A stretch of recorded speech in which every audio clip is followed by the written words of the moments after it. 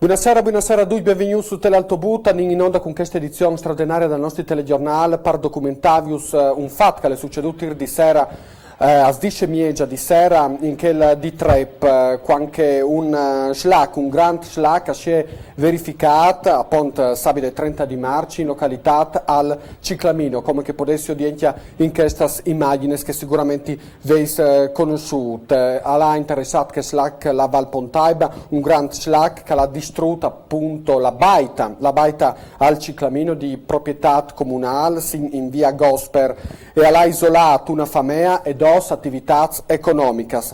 A causa probabilmente proprio da massa ploia dei dieci passati, la zona interessata che appunto da baita al Ciclamino sulla sinistra dal Rio Pontaiba, il terreno appunto l'ha ceduto probabilmente per massa ploia. Il fronte è di circa 40 metri e dall'alto alla fatta colà claps, arbui, paltan che sono arrivati direttamente su questa baita comunale distruggentla e hanno inondato anche il parcheggio e il parco dei frutti do prazzo radut d'estate. Sul puesto i vigili del FUC, i pompieri appunto, la squadra comunale da protezione civile e la forestale.